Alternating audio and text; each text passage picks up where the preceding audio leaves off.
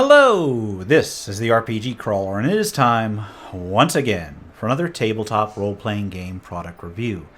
This time for an offering that I've actually been looking out for some time now. It is also a review that has been a bit delayed simply due to the sheer size of the product. An entry into Goodman Games' original Adventures Reincarnated series, where they take early D&D products and expand them and convert them to 5th edition. Original Adventures Reincarnated number 6, The Temple of Elemental Evil, is a real monster of an offering that converts the entirety of T1 to T4, The Temple of Elemental Evil. As always, I will go over the physical characteristics and what to expect, give a summary and then details of the contents before finally closing out with my thoughts on the product as a whole. Released in September of 2021, Original Adventures Reincarnated number 6, The Temple of Elemental Evil, is available in a 2-volume boxed set, with 2 hardbacks in a style similar to previous entries in the series in a hard slipcase. As far as slipcases go, it's alright. It could be sturdier, but it's fine enough, with the usual arrangement of the pseudo-early TSR cover with art from Jeff Easley's original T1 to T4 Temple of Elemental Evil Super Adventure image right on the front. There is a write-up using other artwork from, I believe, the Hamlet cover, the Village of Hamlet cover, which is the original T1 section of the adventure. It is, got both of the volumes within, each with their own cover art. You have 2 nicely squared hardbacks featuring the ribbon bookmarks and a pleasantly sturdy binding on each. You've got a nice little sturdy binding on each. You've got the original Volume 1 featuring the Temple of Elemental Evil cover art from the Easley artwork. And Volume 2 features the art from the cover art from the original Village of Hamlet monochrome releases from the late 70s with a David Champier art featuring the Moat House ruins and Lareth the Beautiful, as well as the crayfish from said dungeon. The books themselves are around 380 to... Well, I think this one's 380 and then this one's 350 pages respectively, so pretty close together in page count. As for the interior format, the majority of the books are presented in generously large print, and of course I immediately turn to the old school print, but generously large print 2-column format with clear headings as well as inline art where it's necessary, except of course in the case of the reprint section, which uses the original formatting in 2 and 3 column. I believe mostly 3 column. Back then it was. I don't even think it was the original 2 column. Let me take a look. I should have scripted this out. Oh wow, people wanted more. Yeah, the original had the 2 column from the Village of Hamlet module, and then the original Temple of Elemental Evil had 3 column outlay. I will note that it does include the proper page and footer for the volume itself. Unlike the prior entries in the original Adventures Reincarnated series, the full-color art pages and gatefold maps, which there are a few of them, mostly depicting the village of Hamlet itself, are of a similar paperweight to the rest of the book. So in prior original Adventure Reincarnated offerings, this would have been thicker. It's the same paperweight as the rest now, same as the gatefold map, which could be a bit of a problem in some instances, simply because if you're going to be popping it open and closed often enough, you may have to be very careful with it. But, aside from that, it looks like it's pretty standard in terms of the actual physical layout. As far as the contents go, there are 17 chapters and 7 appendices, one of which is split into 2 halves. Appendix F is split into 2 halves because this table of contents covers both volumes. Chapter 1 is the basic introduction, as well as the various interviews that have come to be standard with this series. Chapter 2 contains the reprints of the Village of Hamlet and the Temple of Elemental Evil modules. Chapter 3 is where the bulk of the 2 volumes begins, with the 5th edition conversions overview. Chapter 4 is the conversion of the Village of Hamlet encounters, while Chapter 5 goes into the ruined Moat House and dungeons beneath. Chapter 6 details wilderness encounters and wandering encounters in the area around Hamlet and Nulb. The village of Nulb itself is covered in Chapter 7, while Chapter 8, the last chapter in Volume 1, covers the upper ruins of the Temple of Elemental Evil. The first part of Appendix F just has the maps relevant to the first volume. Volume 2 kicks off with Chapter 9 detailing Dungeon Level 1, while Dungeon Levels 2, 3, and 4 are covered in Chapters 10, 11, and 12 respectively. Chapter 13 introduces the elemental nodes, which are properly fleshed out in this conversion, with each node detailed in turn, with Chapter 14 being Air, 15 Earth, 16 Fire, and 17 the Water node. The appendices include Appendix A, which covers the deities and demigods. Appendix B details the characters, with some pre-generated PCs as well as major NPCs. Appendix C covers the various new monsters, which are mostly just conversions of old ones, while Appendix D covers new magic items and magic in general. Appendix E covers a number of player handouts, with the second half of Appendix F containing the maps for Volume 2, and finally Appendix G finishes off with a glossary of relevant terms and vocabulary that is sadly necessary when trying to present Gygaxian prose to a modern audience. Both volumes are treated as one for the table of contents, as I mentioned, with the page number in Volume 2 picking up directly where the first cuts off. Some minor allowances are made for organization between the volumes, such as Appendix F being cut in 2, with the chapter break relegating the Dungeons of the Temple to the second volume, which is good. In greater detail, the Chapter 1 introductions consist of a series of articles by the design team, as well as an interview with Jeff Easley, leading off with recollections for the original module's impact from contributors Brendan LaSalle and James Malashewski. Then a relatively in-depth look at the history of the development of the Super Adventure by contributor John Peterson, which includes sketches and notes from Gygax and Arneson, actually. And it's a bit of fascinating history that bookends one of the early eras of TSR and D&D in general.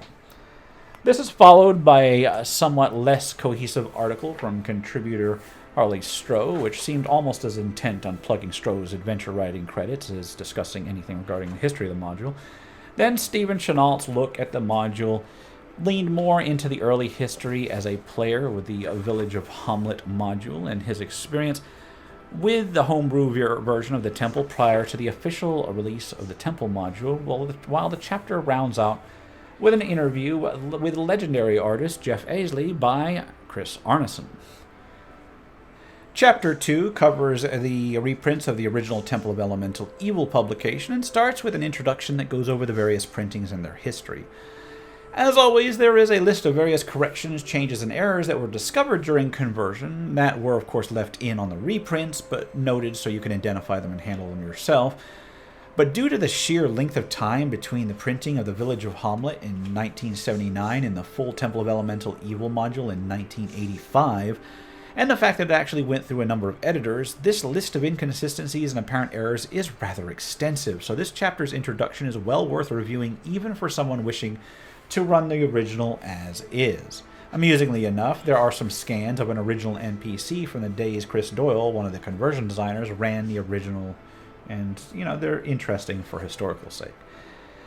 As far as actual scans go, scans are provided of the third printing of the monochrome cover version of the Village of Hamlet, and then a complete scan of the third printing of the T1 to T4 Elemental Evil Super Adventure, and it's back here, which itself includes a later version of the ruins of the Village of Hamlet right in it, and this would be the later version cover right there.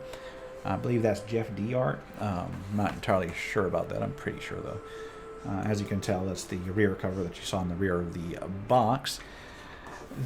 Now, frankly, that's all you get, but that's all you'll need, since by the time the Elemental Evil Super Module came out, the stark differences that plagued early modules versions had been largely worked out back in TSR time. And the module itself, being so rather extensive, provides, this idea that providing more than one version, it really doesn't come into play here, because that would just be infeasible in this particular printing. As you can tell, The original reprint comes all the way back. That's like fully half of the book just devoted to reprints here, and at least the first volume. And I can see now why they make 2 volumes, because the chapter 3 doesn't start until the last third of volume 1, and yeah, that's quite beefy. Now the module scans themselves are clean, crisp versions with original page numbers, with the OAR page number in a separate header or separate footer, as I mentioned. The original formatting is easy enough to read, at least if you're used to old school modules. Not going to go into depth on these individual scans, but those of you who are unfamiliar with the Temple of Elemental Evil, I will go ahead and give a brief summary of the overall plot and structure. Before the players arrive, you have a temple that was constructed to serve as a base for Zugtmoy, Demon Queen of Fungi, and various cultists that she'd co-opted under the guise of serving evil elemental forces. Although long thought destroyed, it still plays host to the trapped demoness and her lingering and slowly rebuilding cults. The adventure itself starts with the village of Hamlet, the first module, an adventure that gives the starting village of Hamlet in a fair amount of detail, as well as a adjacent dungeon, the ruined Moat house with the dungeon complex beneath, that once served as the outpost of the greater Temple of Elemental Evil. This was, for years, throughout the early 80s, the only portion of the Super Adventure that was available, and actually serves as a decent standalone adventure with its requisite dungeon crawl and its fleshed out home base, which, give you pretty ample opportunity to expand for your own home campaign. The boss of the Moat house, Lareth the Beautiful, actually had a tie-in with both the Elemental Evil cults and Lolth, and it is believed that might have been an oversight in the difference between the original scripting and then the later stuff, but there's some workarounds with that, claiming that he's a cleric of both entities. As far as the actual Temple of Elemental Evil Super Adventure, it expands on the groundwork from the Village of Hamlet module by not only detailing the wilderness beyond Hamlet and the temple, but adding an additional, closer, albeit more dangerous, base of operations in the form of the Village of Nulb. This can serve as both a recruiting and resupplying place for higher-end assistance, as well as a trap for characters who put too much trust in the locals. The temple itself is a multi-level creation that proceeds from a fairly straightforward dungeon ruin crawl through a number of levels inhabited by 4 competing factions of evil elemental cultists, down to a potential encounter with the evil demigod Yuz, or is it Ayuz? I've never been able to pronounce that correctly. I probably should. He's pretty iconic. As well as the possibility of releasing Zugtmoy herself, either to face or to let roam free. And yes, in the original adventure, she can actually become a random encounter if you just let her go and then leave. There are a set of treks throughout the elemental nodes, although these aren't as well fleshed out as the rest of the adventure, with simple unkeyed maps and encounter lists provided for the nodes. All in all, the original is a classic that has its own plot, but does not rely on it, as well as a framework that players can interact with, rather than a set of events that necessarily follow one after the other. It can be approached as a straight-up hack-and-slash dungeon crawl, or more strategically by setting the various factions against one another. It gives the opportunity for the DM to flesh out their own adventure sections, as well as expand those that aren't detailed, add wilderness encounters and minor adventures throughout, and tie it eventually into a greater overarching campaign, which is eventually done with subsequent super modules in the TSR era, to varying degrees of quality. And the write-up of the original, from its detailed background to concise stat blocks to block text where necessary, and the use of iconic black and white illustrations, is pretty much an impeccable example of the refined format that later TSR products would go on to use all the way through 2nd edition with just mild variations.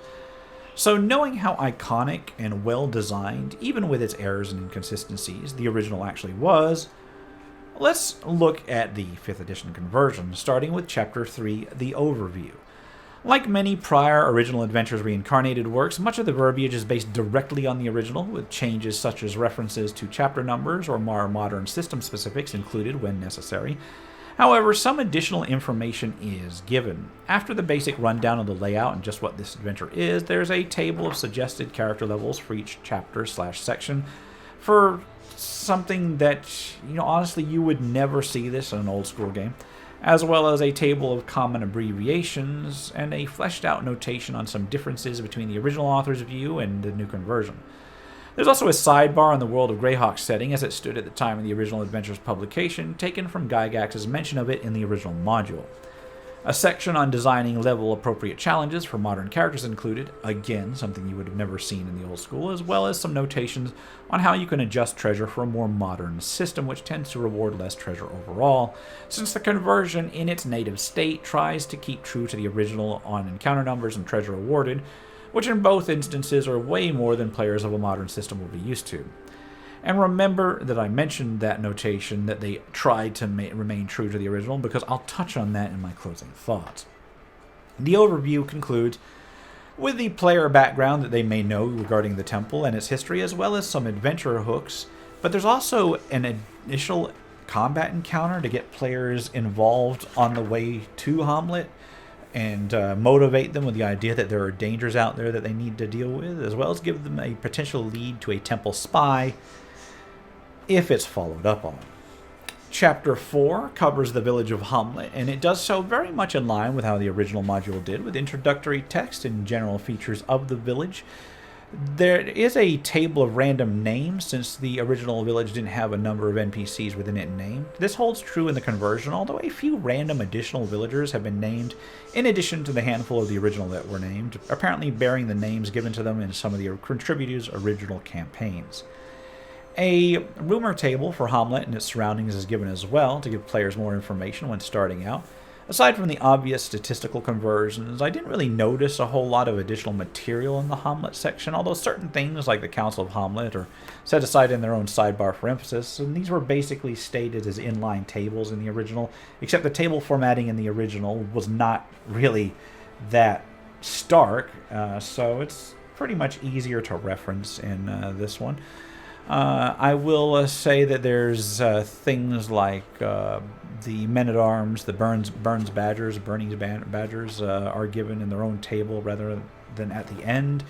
And the unnamed temple agent from the original is now given a name and tied to the beginning scenario encounter that beset the players on their way to Hamlet itself. The ruined Moat House and dungeons are covered in Chapter 5, a continuation of material from the original Village of Hamlet module. This starts out with a quick overview of the history of the Moat House as an outpost of the temple, but it also details some common elements of the construction of the Moat House, such as doors and illumination. Wandering monster encounters are detailed, with a simple table from the original expanded with a brief paragraph of description for each and cleaned up wherever it needed it. The keyed entries for each room follow, and are by and large simple statistic conversions from AD&D to 5th edition, with the numbers largely intact. Numerically, the individual encounters in each room are pretty much the same as the original, with the upper levels of the Moat House and the bandits that lair within detailed before it proceeds towards the dungeons. An interesting note is that the original Village of Hamlet module did not have boxed text for each of the rooms, but a brief text description similar to boxed text is actually included with this conversion for those that lack the ability to just spin stuff off the top of your head, and is set aside in italics each time. You'll find that throughout this entire adventure. Guidelines for scaling certain encounters are also given, since most modern parties consist of less characters than AD&D parties did. Each individual keyed room is given a brief description as well as details of contents, with the conversion adding further developments and particular tactics on certain rooms and certain groups, a nod to more modern conventions. Now, the original module did have an interlude that gave details about travel from Hamlet to Nulb, as well as many notes on the history of the temple and the land itself. Chapter 6 does contain this, but also goes into a bit more detail on the surrounding lands of the region than the original module did, from the Cron Hills to Verbabonk, with individual areas getting a paragraph or two of description therein. Further, actual wandering monster encounters are given in this section, divided up by region and then described in brief, something which was touched on in the original, but they didn't go into the detail that you saw in here, simply being a single line. This added additional material tends to include a fair number of creatures that were reasonably compatible with the original adventure, or variations of monsters that were already present wherever stuff has been added. everything from various humanoids and giant versions of animals to pirates and the like. There are a few neutral or even friendly encounters as well. This additional material also includes a few fleshed out mini adventure sites that were not present in the original. A Griffin Lair, there's a Gnollish ring fort that you can encounter, an abandoned farmstead, an owlbear cave, and an elven camp where you can find potential allies, as well as Certain's tomb, the final resting place of a cleric who fell during the original Battle of Emerald Meadows. Chapter 7 details the village of Nulb itself. Much like the original, it covers a brief description and then the local militia details, but also covers the general features of buildings within the village. Information on hiring some of the locals as hirelings is given, as well as gaining the assistance and training of the good folk. There are a few good aligned NPCs hidden in Nulb. There is also an additional new rumor table given for those who want to gather additional information about Nulb and its surroundings. The keyed areas of the village follow, once again providing descriptive text where the original lacked it. However, where the original adventure only covered a few of the more important places within town, this conversion actually goes into detail on a few buildings, offering maps for the waterside hostile, and then adding additional NPC encounters, a fishmonger, a leech collector, a fully mapped curio shop, a house used as a base of operations for some elven hunters that you can encounter prior to coming to town, a taxidermist, a butcher, a baker, and a candle maker, as well as a sunken silo. These new NPCs are often actually given a pretty decent backstory and flesh out Nulb to a state similar to the earlier village of Hamlet, which, in my opinion, it kind of needed. Chapter 8, the final content of the first volume, finally delves into the actual Temple of Elemental Evil itself, or more specifically, the ruins above it. There is a brief description of the upper areas, as well as general features, including various fruits that grow on the ground, some of which may be poisoned. A wandering monster table is provided, much like before, with individual encounters given their requisite quick description. Notably, while these encounters were independent of the keyed entries in the original, now they reduce the number of creatures in certain keyed encounters, thereby making it possible to weed out the numbers of some tough encounters before you get to them. In addition, information on encounter scaling is given, just in case the players can't handle even those reduced numbers. The individual areas of the ruined grounds are detailed then, with the most prominent, or at least the most prominent outside of the temple itself, being the ruined tower full of bandits on the temple grounds, where they are given a full write-up in defensive strategy. However, additional details given to areas only mentioned in the original, such as a deserted farmstead just off the grounds, and more material is given on the ruined building more nearby. The upper level of the temple is then described, or at least the above ground level. Its features are detailed, and then the individual keyed areas are each given a description as normal, although the upper level of the temple is pretty much free of any combat encounters, merely holding the secrets to accessing the lower levels, and this can be pretty important because this is the only way to access certain of those lower levels. No additional material has been added up to this point. The chapter does close out with a description of the general features of the dungeons below, as well as a summary on dealing with the various factions therein that I feel could have waited until the next chapter, but hey, it's there where it is. Scaling encounters rules follow, and, again, I feel like this could have been put to the other book just to shave a few pages off. There is a nice outline for the ultimate goal of the entire adventure, just in case your players need an ultimate goal, all in all. Now, the final section of Volume 1 is merely the appendix that compiles the new maps that are relevant for the trip through Hamlet to Nulb and then into the Upper Temple ruins, including those miniature adventure sites, the inns, and so forth. It closes out, at last, with a few pages of ads for other Goodman Game products. So, Volume 2 does contain its own copy of the table of contents right up front, which is good because that is actually an oversight I've seen some 2-volume sets do, where they do this split thing. It's useful. It's useful. But then it dives right into Chapter 9, the first dungeon level. As before, random encounter tables have been fleshed out with encounter descriptions and information on scaling the couple rooms for 5th edition follows. Once more, the key is given, with each room having a name, description, and then details on its contents, as well as further developments. This part of the adventure, and a couple of the ones that follow, are kept quite true to the original, although a few of the errors and inconsistencies mentioned in the reprint section have actually been corrected or ironed out where necessary. So from here on out, until there's more drastic deviation from the original, I'm just going to skim over most of the contents. I will provide a few example rooms, and those of you who have played the original version are probably going to be familiar with them. Dungeon Level 1 features mostly low-level encounters, enough that only 2 rooms are noted for scaling down. Aside from a scattering of guards and humanoids, this level does contain people in service to the Earth Temple, Romag, a curate of the Earth Temple, and the main Earth Temple itself with its elementals. There is an augury chamber, which can give randomized answers to player questions, much like a magic 8-ball. Wanalon the gnome, a treasure hunter who has been captured, is able to be rescued and potentially recruited here as well, and you'll find that throughout some of the levels that some NPCs can be picked up to be either used as henchmen or as general allies. All of this, of course, was as it is in the classic Temple adventure. Chapter 10 is Dungeon Level 2, and it follows much the same format. There are far more rooms in need of scaling to water them down for your typical small 5th edition party here, with the adjustments listed up front after the wandering encounter details. The keyed section just rolls along as usual thereafter. This level is home to the Fire Temple and its leader, as well as the slightly less pervasive Water Temple and its Kennen Belsarni, as well as the weakened remnants of the Air Temple with its sole remaining cleric Kelno. A few other interesting encounters of note include the Troll Chief Ulgrist, a prison with several prisoners that can be rescued, including the Countess Trelahi and her consort Sir Juffer, as well as numerous guards and a commander of the temple. It is here where the party can start finding out information, depending on who they investigate and whether they take prisoners, about a greater temple that lies below.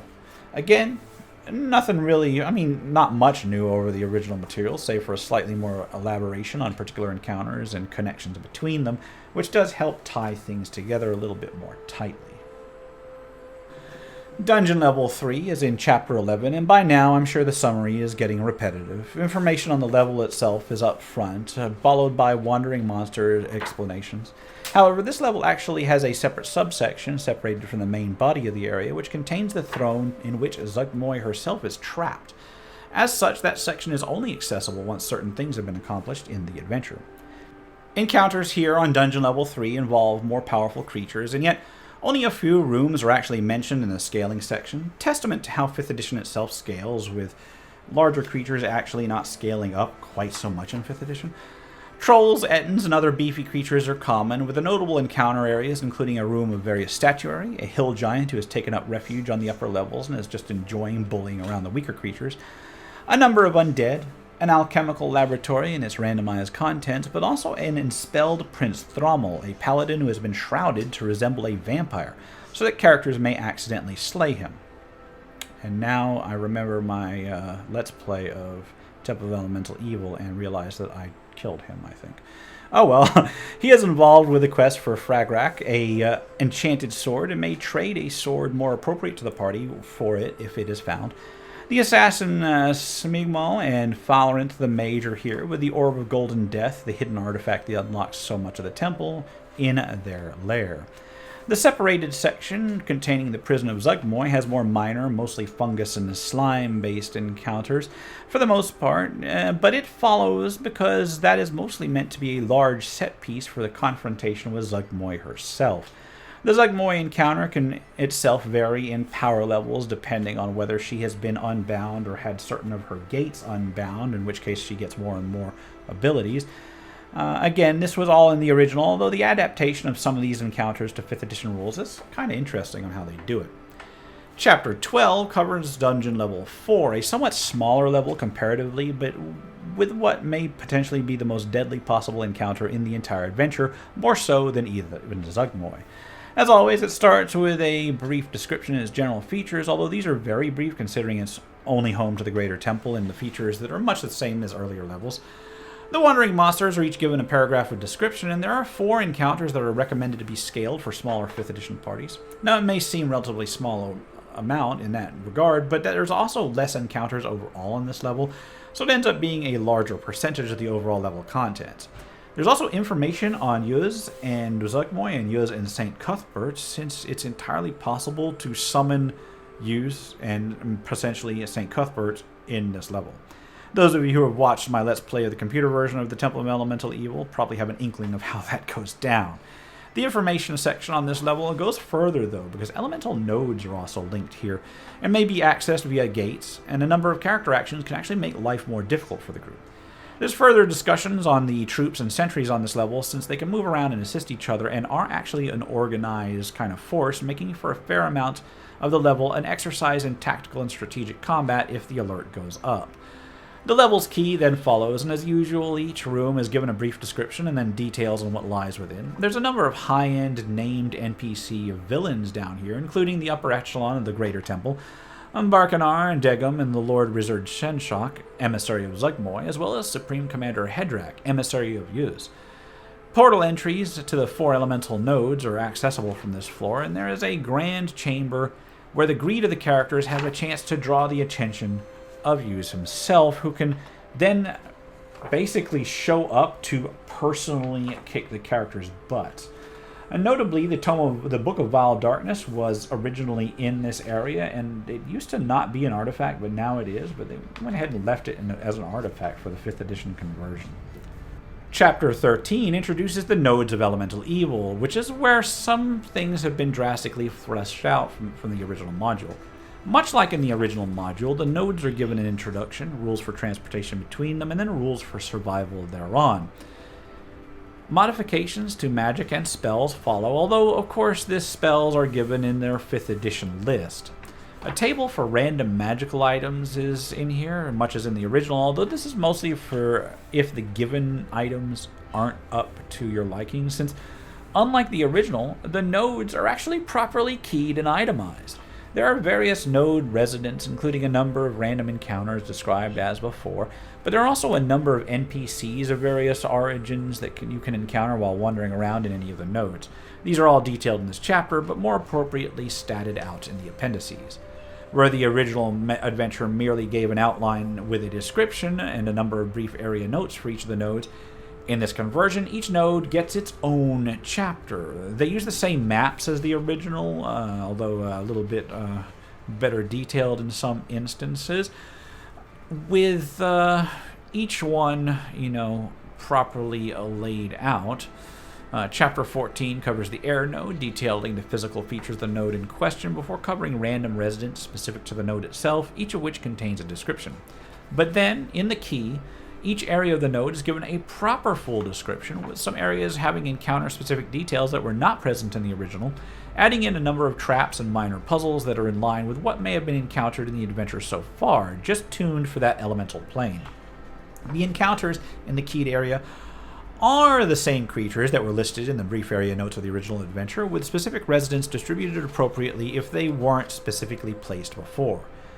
Now, I'm not going to go over each of these in turn, because they're very similar. Chapter 15 is the Earth node, Chapter 16 is the Fire node, and then Chapter 17 wraps up with the Water node, following the exact same format all in all, making each node genuinely feel like a properly fleshed out part of the temple itself. So, after those, that's really it for the adventure itself. The appendices are given over to creature and item listings. Appendix A gives the stats for Zugmoy for when you eventually face her, or at least the version that appears in this adventure, since she has actually been added in additional official WotC supplements, as well as the in-game stats for use in St. Cuthbert, since they can be summoned in the adventure. Whereas the original adventure also included a summary information on the other Greyhawk deities in their portfolios, the 5th edition core rules have these lists in the core books themselves, so they are not repeated here in this book. Appendix B, the characters appendix, gives a handful of first-level characters and a chart, at least from a stat perspective, that can be used as ready-to-play characters or as NPCs and hirelings as is necessary. Then it goes on to detail the various NPCs that you encounter within the adventure, from general NPCs like aspiring druid or bandit leader to named NPCs such as Canon Belcernig and good old Elmo, Jaru, Kella, etc., etc. They are presented in typical 5th edition stat block format, and they look pretty well fleshed out. Appendix C covers the new creatures, so to speak. And by new, I mean mostly just conversions of old ones, because due to how faithful the original material is, or the material is to the original, and due to how even the additional material implemented in the conversion mostly uses old monsters, you're going to see mostly just old school monsters here. Aldroids, Bodaks. There are variations on humanoids. There's crystal oozes, Hyracosphinxes, and the like. Again, they're given in proper 5th edition stat block format, and even considering the number of old school creatures that have been updated to 5th edition officially over the years, there's still a surprising number of them specific to this product that actually never got a 5th edition conversion yet. So this could actually be useful as a creature, a creature entry. Not as useful as other books in the series, but useful enough. Appendix D covers items and magic, and it should be noted that it doesn't actually start out with new magic items, since a handful of old AD&D style items do not have proper 5th edition conversions. The spiked buckler, the man catcher. I know some of the other various gladeless arms and such can be just considered pole arms, but there's some nice things in here that were in AD&D but are not in 5th edition. Magic items are then detailed, and again you have a fair number of old magic items such as the Backbiter Spear, Cloak of Poison, Mirror Mental Prowess, and so forth, but you also have things specific to this adventure like Fragrak the Answer and the Orb of Golden Death itself. New spells are again mostly conversions of old ones. You have Charm Monster, Poison, Slay Living, that sort of thing that kind of cropped up back in the day, and they are, they're given proper 5th edition spell blocks. Appendix E contains the useful handouts from a simple summary of the Village of Hamlet locations and residents to diagrams of items and symbols that you can come across. They got in menus that you can hand out to players, puzzle diagrams for things that you face, like tiny scraps of maps and such that you can encounter in the dungeon itself. Just things that the players can use as a quick reference. Appendix F just includes copies of the maps useful for Volume 2. And then Appendix G is just a collection of words, a glossary of definitions, not game terms, but actual English vocabulary that are used in the old description types. The volume then finishes off with a couple of pages of more ads for Goodman Games and DCC RPG products, because hey, if you've got the extra pages, why not advertise yourself in a paid product that your people already just bought? So I was actually looking forward to this product for many months, and I must admit that my actual table experience with the original module was somewhat limited, yet what I have played of it in the past and what I have run of it has always interested me. Having read the original, I had long considered it to be a quintessential old-school dungeon crawl, but it wasn't until I actually played through the computer version using the 3rd edition rules produced back in the early 2000s, my Let's Play of which is available on my secondary channel, that I finally got to see the full breadth of the thing from a player's perspective. Or at least the adapted tactical combat elements thereof, because hey, it's a computer game. As one of the releases I'd most anticipated from the original Adventures Reincarnated series then, my bar was actually set pretty high, and unfortunately I have been noticing a gradual drop in the quality of certain aspects of the series over the several releases that have occurred. So I was actually kind of at once really wanting this and still dreading actually getting this in case it totally missed the mark. Physically, it is every bit as sturdy and well organized as the prior entries in the series, and although I am not usually one for slipcases, in this instance it has preserved the books from the lion's share of shipping damage that has hindered my ability to present a pristine version of these books in prior reviews. If anything, I believe that the more consistent page weights and binding that I see in these two volumes will be every bit as durable under table use as the prior adventures, not that I actually get to play the table anymore. Now, I did mention the gatefold maps being of a similar page weight to the rest of the book, which does add a bit of nervousness if you're going to be constantly unfolding them and folding them, but, I mean, there's only 2, and they both depict the village of Hamlet, so I don't honestly see myself unfolding them that much. I'm probably just going to grab the smaller map and pass it out. I saw nothing in terms of the editing and writing that rung any alarm bells throughout, and the only real nitpick that I have about them is that the art used for the Temple of Elemental Evil art is for Volume 1, and the Village of Hamlet is for Volume 2. And I kind of feel like they should have been reversed, since the bulk of the conversion in Volume 1 is the Village of Hamlet, leaving the bulk of the temple in Volume 2. But I could see where you'd want to put your best foot forward in terms of cover art. I'll just have to remember that when I use them, grab the temple cover for Hamlet and the Hamlet cover for the temple. As far as actual contents, the original Adventures Reincarnated has always had a few reasons to get them. There is the 5th edition conversion, of course, but in the early adventures in the series, the historical information and reprints of various versions were almost as much of a draw as the actual conversion themselves. However, there are only so many times you can cover the same ground.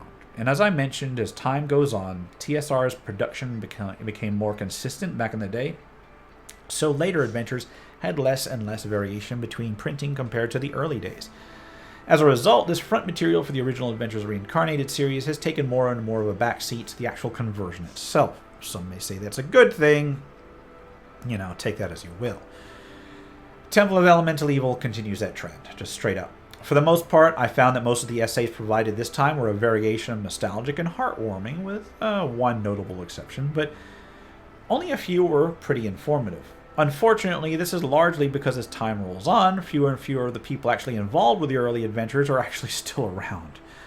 The history of the module's development was interesting to go into, but I have to say that the most useful and fun read of all of the introductory material was the interview with Jeff Easley, which gave a lot of insight into how commercial fantasy art was produced in general back in the early 80s, and it is interesting to understand for people who are currently in the industry, since you have no idea how easy you have it nowadays.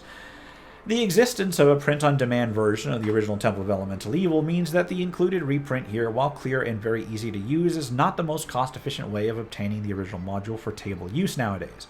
On past reviews, some of my commenters have indicated that people buy these books just for the reprints, but the general rise in print-on-demand products reduces the need for that as well. Although I suppose it's still useful for people who really don't want to buy anything directly from Wizards of the Coast anymore, for reasons, So with the reduced historical information, the availability of cheaper methods to get a print version of the original adventure, this puts a lot more weight on the conversion itself and on the additional material. And I'm going to talk about the additional material first. The additional material in the Temple of Elemental Evil's 5th edition version is limited. The vast majority of new material is simply expanded from older notes and material, fleshing out where the original didn't provide enough details, transforming a line or here, making things connect better, a paragraph or two here added there, into proper full encounters with mapped areas in some instances. The most extensive original expansion simply fleshes out Nulb to be on par with Hamlet in terms of hamlets, and then the elemental nodes to expand what was already an outline given. Now, that having been said, using the original material unfinished areas as a guidebook and fleshing them out in the same manner means that the new material fits right in, because it was just basically expanded versions of the original stuff. And let's face it, Nulb needed expansion, whereas completely original material has been added. It is pretty good, actually. The Tomb of Certain, while small, feels like a genuine benefit to a party who can find it. The expanded wilderness encounters and local detail give more options for exploration, and the fleshed-out elemental nodes now feel less like a tacked-on addition and more like proper parts of the adventure that were designed for the adventure.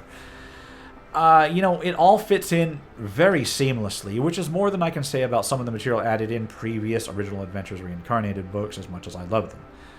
So, that lets almost all of the weight of the value of this product rest on the quality of the conversion. And like I've said of many of the original Adventures Reincarnated series, the conversion is excellent. Although a few things do bear mentioning, I appreciate the inclusion of the encounter scaling guidelines for DMs that want to give a more fair style of encounter to their 5th edition group, being kept separate from the text so you can use them or ignore them as necessary. That's an excellent way to help implement some modern balance without changing the character of the module. I also like that the treasures were left mostly intact. I do have a few quibbles with some of the more subtle alterations, however. There are really minor things that somebody might not notice, like linking some of the wandering encounters to particular monster groups where they weren't before in order to provide a way to weaken them, or things like throwing a handful of coins as loot into a certain gelatinous cube, just, I believe, and I could be wrong here, but I believe for the purpose of making it less transparent and more noticeable in play.